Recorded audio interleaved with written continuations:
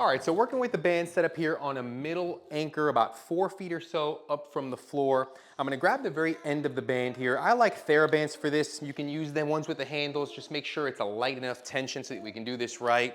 We're gonna set up out of a shoulder width stance. First thing you wanna do is tuck that pelvis to really protect the lower back. And all we're gonna do to start here is pull straight back, and you wanna find this 90-degree position in the elbow with the wrist in line with the elbow. We're gonna pause and then come back with control.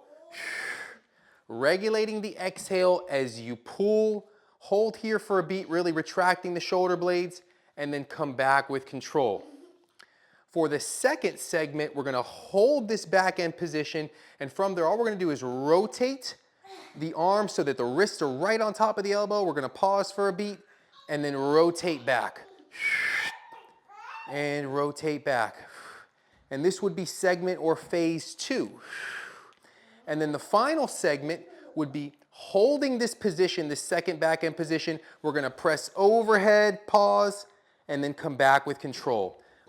Mindful that as we press overhead, this band is gonna yank the body and the posture forward. We're gonna work really hard to maintain this nice neutral alignment throughout the press, back to that starting position.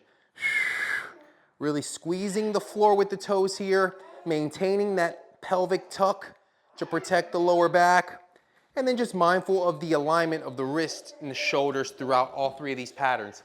Now 3 sets there of between 8 to 12 quality reps of each variation is gonna be a great place to start, making sure that we're mastering the individual variations before we move on to the progressions.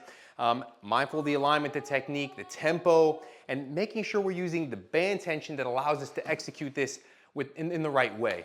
If you have any questions, comments, or suggestions for future videos, do not hesitate to throw them in the comment section below, and we'll get back to you guys right away.